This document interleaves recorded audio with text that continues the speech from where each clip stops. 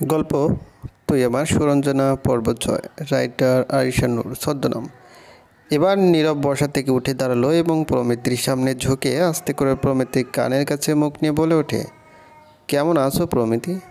নিজের করা এহেন কাণ্ডে নীরব নিজেই আহম্মক হয়ে গেল। আশ্চর্য, সে একটা অজ্ঞান মেয়ে, যার কোনো জ্ঞান নেই, তাকে জিজ্ঞেস করছে যে সে কেমন আছে। এটা কি আদৌ যৌক্তিক? নীরবের তো এমনটা মনে হয় না। সে আবারও মেয়েটার দিকে তাকালো। তার কেন যেন প্রমিতিকে দেখতে বেশ ভালো লাগছে। আমরা কিছু কিছু কাজ মনের অজান্তে করে ফেলি। নীরবের বারবার প্রমিতিকে দেখাটাও মনের অজান্তে হয়ে যাচ্ছে। নীরব ভাবতে লাগলো, আমরা কোন সব কাজ মনের অজান্তেই করি? উত্তরটা নীরব নিজেই দিল। তা হলো, যেসব কাজ আমাদের ব্রেন চায় না আমরা করি, সেই সব কাজ আমরা মনের অজান্তেই করে বসি। নীরবের কাছে এমনটাই মনে হয়। এখন অন্যদের কাছে অন্য কিছু লাগতে পারে। নীরবের মনে হয় তার ব্রেন আর মন দুজনের শত্রু। মন যদি বলে ডানে যায়, তাইলে ব্রেন বলল শালা বামে যা। নীরব আবারও প্রমিতির কানের কাছে মুখ নিয়ে ফিসফিস করে বলে, তোমার কি কোনো বয়ফ্রেন্ড আছে? এই কথাটা বলে সে অজ্ঞান প্রমিতির দিকে তাকিয়ে তার মুখের সামনে ফু দিল এবং ফ্যানের বাতাসে প্রমিতির মুখে কিছু সংখ্যক চুল পড়েছিল। সেগুলো আলতো করে নীরব তার হাত দিয়ে সরালো। তার এক ধ্যানে প্রমিতিকে দেখতে লাগলো। হুট করে নীরব কারো হাতের ছোঁয়া তার কাঁধে পেল।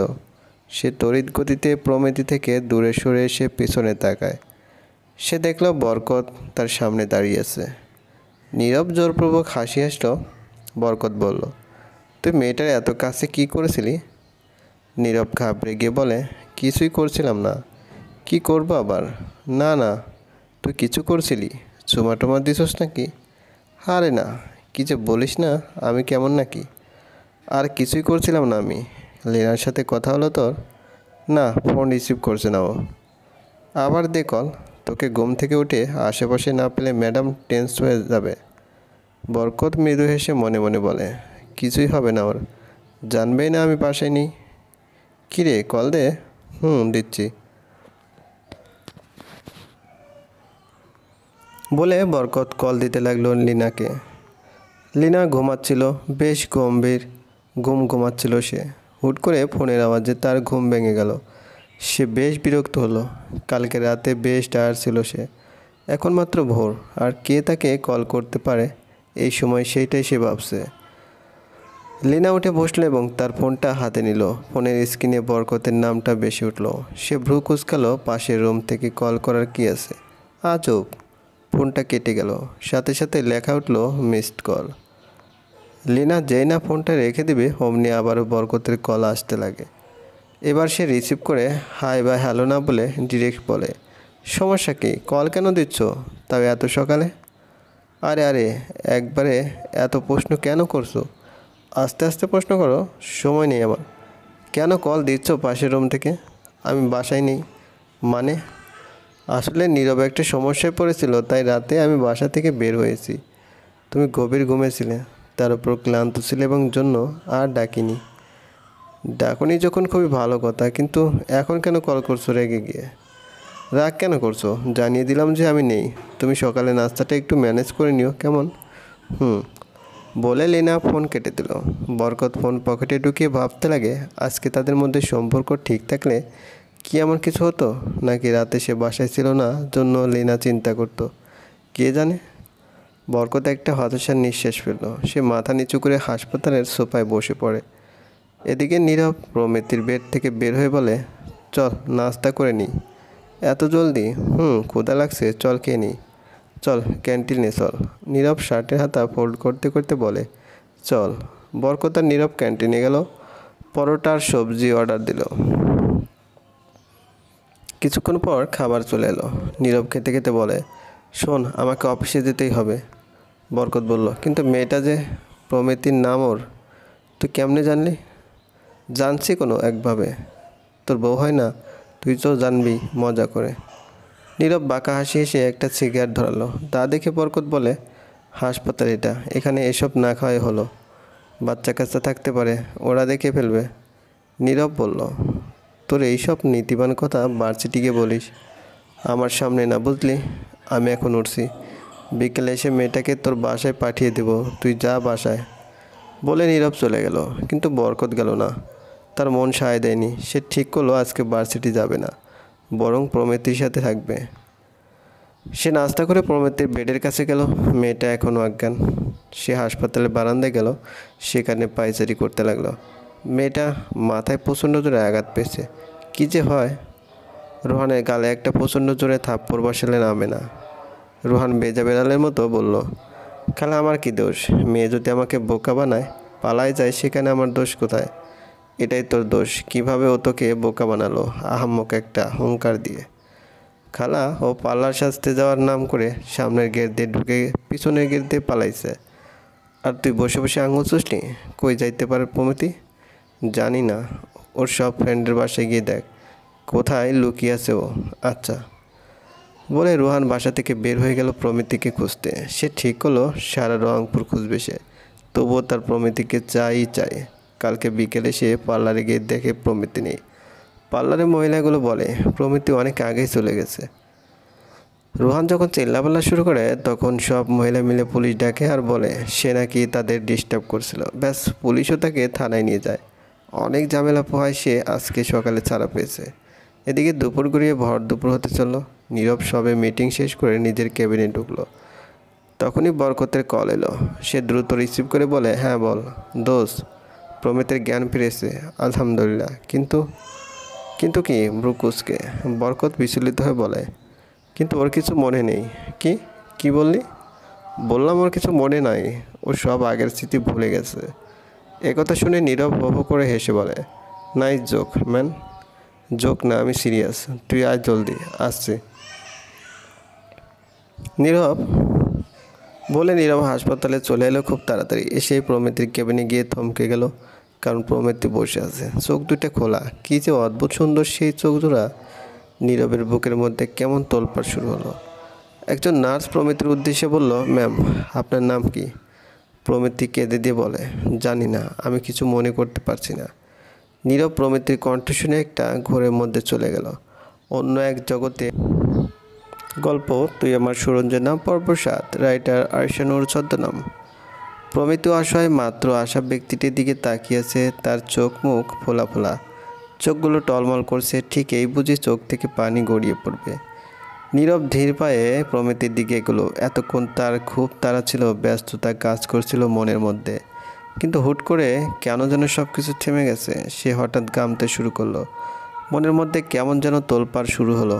তার কপাল বেয়ে ঘাম ছুটতে লাগলো। সে কাঁপা কাঁপা ঠোঁটে বিড়বিড় করে বলে, ও আল্লাহ। প্রমিতির চোখ তুলে সামনে থাকা ব্যক্তিটির দিকে তাকালো।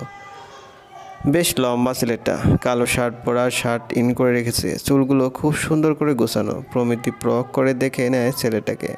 নাচটা নীরবকে দেখিয়ে প্রমিতির উদ্দেশ্যে বলে ওঠে, ওনাকে চিনতে পেরেছেন? প্রমিতি কাঁদো কাঁদো হয়ে বলে, না। নাচটা আবারও বলে, ভালো করে দেখুন তো, চেনেন আপনি ওনাকে? নীরব কী বলবে বুঝে পাচ্ছে না। মেয়েটা তো তাকে আসলেই চেনে না। কি এক মুসিবত রে বাবা। প্রমিতি আবারও নীরবের দিকে তাকালো, সোজা তার চোখে চোখ রাখলো। নীরব সেই দৃষ্টি উপেক্ষা করে বরকতের দিকে তাকালো। বরকত বেশ মনোযোগ দিয়ে প্রমিতির দিকে তাকিয়েছে। কিছুক্ষণ পিনপনা নীরবরা। তারপর হুট করে প্রমিতি তার মাথা চেপে ধরে কাঁদতে কাঁদতে বলে, আমি কিছুই মনে করতে পারছি না, মাথায় খুব ব্যথা হচ্ছে, মনে হচ্ছে আমি মারা যাচ্ছি, খুবই কষ্ট হচ্ছে আমার কিছুই মনে নেই। নীরব এবার প্রমিতির দিকে তাকালো। মেয়েটা কেমন অস্থির করছে। কাঁদলে মেয়েটার ঠোঁট দুটি মুহূর্তের মধ্যে লাল হয়ে যায়। নীরব এক দৃষ্টিতে প্রমিতির দিকে তাকিয়ে থাকে, আর প্রমিতি মাথা নিচু করে বসে থাকে। এবার নীরব একটা পরীক্ষা করলো। তাহলে সে বেশ জোরে করে প্রমিতি বলে ডেকে ওঠে, কিন্তু প্রমিতি সাড়া দেয় না। সে চুপচাপ মাথা নিচু করে আগে যেভাবে বসেছিল সেভাবে বসে আছে, কোনো নড়চড় নেই। কিন্তু এমন তো হওয়ার কথা না, বিজ্ঞান তো অন্য কিছু বলে। নিজের নাম শুনে রেসপন্স করাকে প্রতিবর্তী ক্রিয়া বলে।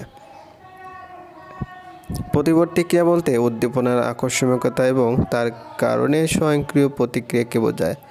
হঠাৎ আঙুলে সূচ ফুটলে যেমন হাত আপনা আপনি সরিয়ে নেয়, ঠিক তেমনি নিজের নাম শুনলে আশেপাশে তাকানো বা কী বলে ডাকা কিংবা চোখ নাচানো এক ধরনের প্রতিবর্তী ক্রিয়া। আর এই ক্রিয়া মস্তিষ্ক থেকে ক্রিয়েট হয় না, বরং সুষ্ণু কাণ্ড নিয়ে নিয়ন্ত্রিত। তাই নাম ধরে ডাকলে মানুষ রেসপন্স করবে, কেননা ছোটোকাল থেকে সে তার নাম শুনে আসছে। তাই তো নিজের নামের মতো কোনো নাম শুনলেও মানুষ আশেপাশে তাকাবে, মূলত মস্তিষ্কে উদ্দীপনা ঘটার কারণে। কিন্তু মেয়েটা কোনো সাড়া দিল না কেন? তবে কি মেয়েটার নাম প্রমিতি না? তবে কি সত্যিই সে সব ভুলে গেছে? কিন্তু এটা কেমনে সম্ভব?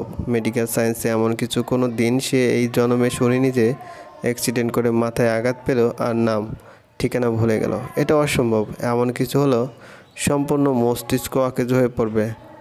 চিঠি ধারণের ক্ষমতা চলে গেল নাকি? নীরবের কানে গুনিয়ে কান্না করার আওয়াজ আসলো। সে সব চিন্তা ছেড়ে সামনে এগাতে কালকের সেই লেডি ডাক্তারের আগমন।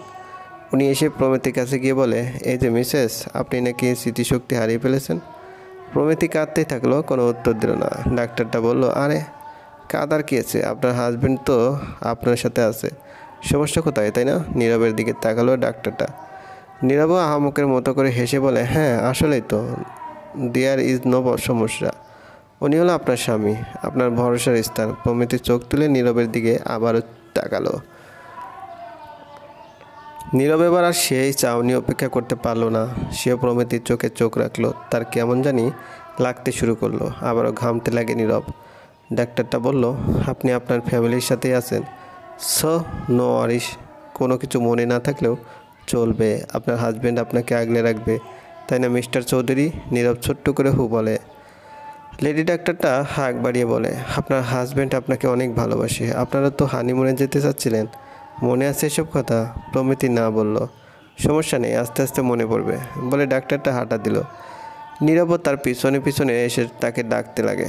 এবার ডাক্তারটা ভ্রু কুঁচকে বলে ওঠে, আমি তো আগেই বলেছিলাম old man is a dog.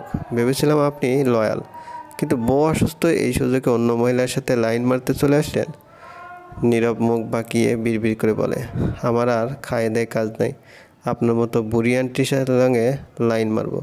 এবং প্রকাশ্যে বলে, আরে না পা, ভুল ভাবছেন আপনি আমাকে, আমি তো কথা বলতে এসেছি ওই ব্যাপারেই।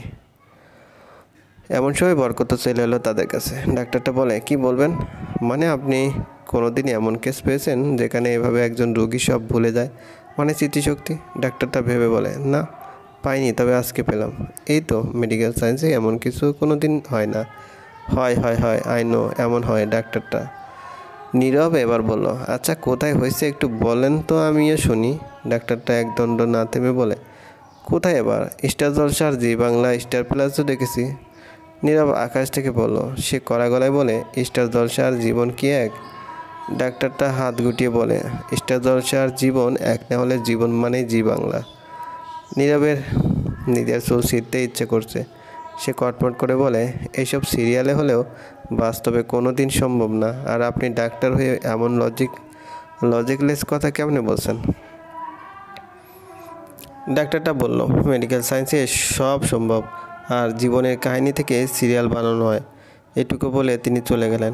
এবার বরকত বলল, আমারও মনে হয় মেয়েটার সত্যি কিছু মনে নেই, দেখলে কেমনে কাঁদছে। নীরব মুখ কালো করে বলে, সব ঢং, যেই না দেখছে নীরব চৌধুরী তাকে বাঁচাইছে, অমনি আমাকে ফাঁসানোর জন্য এইসব করছে। মেয়েটা শুধু শুধু তোকে কেন ফাঁসাতে যাবে? কেন আবার? I am rich, that's why. দেখ টাকার গরম কম দেখা, ও তো জানেও না তুই কে। আর মনে হচ্ছে মেয়েটা তার গুরু মস্তিষ্ক আঘাত পাইছে, এর জন্যই ওর স্মৃতিশক্তি লোপ পেয়েছে। নীরব পকেটে হাত ঢুকে বলে, আচ্ছা যা মেনে নিলাম গুরু মস্তিষ্কে ব্যথা পেয়েছে, তাই স্মৃতিশক্তি হারিয়ে ফেলেছে। তাই যদি হয় তাহলে সে বসে আছে কেমনে? বাকি সব তো ঠিক আছে। আবার যখন ডাক্তারটা বলল কিছু মনে আছে কিনা, তখন কিভাবে না বলল? ওর যদি কিছু নাই মনে থাকে, দেন ও কেমনে জানলো না না একটা নেগেটিভ অর্থ বহন করে? বল, এটার উত্তর দে। দোষ ওর স্মৃতিশক্তির লোভ পেয়েছে, হয়তো পঞ্চে লাগেনি, তাই সময় ভারসাম্য ঠিক রাখতে পেরেছে। দেখ বিজ্ঞানের কোথায় এমন গাঁজাখুরি কথা বলা নেই। বরকত এবার বলে, কেন রে এত বিজ্ঞান করছিস? তুই কি বিজ্ঞানী? আমি বিজ্ঞানী। নীরব খুশি। আচ্ছা লিনাকে এ ব্যাপারটা জানাই, দেখি ও কি বলে। ওর উত্তরের উপর ভিত্তি করে আমরা ডিসিশন নেব যে মেয়েটা সত্য বলছে কিনা। লিনা যদি বলে স্মৃতিশক্তি লোপ পাওয়া সম্ভব, দেন মেয়েটার রেসপন্সিবিলিটি তোর। আর যদি বলে অসম্ভব, তবে মেয়েটাকে রেখে আমরা এখনই চলে যাব। হ, জানা, ও আমার মতোই কথা বলবে আর আমরা মেয়েটাকে ফেলে রেখে চলে যাব। বরকত লিনাকে কল লাগালো। লিনা ফোন উঠালো। বরকত লাউড স্পিকারে দিয়ে লিনাকে সব কিছু জানিয়ে দিল। সব জানানোর পর নীরব প্রশ্ন করলো, লিনা, এটা কি সম্ভব যে একজন ব্যক্তি মাথায় আঘাত পেল সব ভুলে যাবে? লিনা ওপাশ থেকে বলে, হ্যাঁ সম্ভব। নীরব বলো, তুমি এমন কাউকে দেখেছো যার স্মৃতিশক্তি লোপ পেয়েছে? হ্যাঁ দেখেছি। নীরব উত্তেজিত হয়ে বলে, কে? নাম কি? জুই। নীরব প্রশ্ন করে, জুই কে? লিনা এবার উত্তরে বলে, আরে ওই যে হিন্দি সিরিয়ালে একটা নায়িকা, কাল্পনিক। নীরব বাকরুদ্ধ হয়ে গেল। কিছু বলার নেই তার। বাংলাদেশের মানুষের মধ্যে সিরিয়ালের লেম কাহিনী প্রভাব ফেলে 12টা বাজাচ্ছে। সবার মানে লিনার মতো এত সাকসেসফুল বিজনেসম্যান ওম্যান এই ধরনের কথা বলতে পারলো? বিজ্ঞানের এভাবে অপমান। বিজ্ঞানের চেয়ে সিরিয়াল বেশি নির্ভরযোগ্য মানুষের কাছে। সত্যি ব্যাপারটা কষ্টজনক। সে দিব্যি বুঝতে পারছে প্রমোদিত নামের মেয়েটা তাকে গোল খাওয়াচ্ছে, সব কিছু তাকে ফাঁসানোর জন্য করছে। সব মেয়েরই লোভী, টাকার জন্য এমন মিথ্যা অভিনয় করছে সব।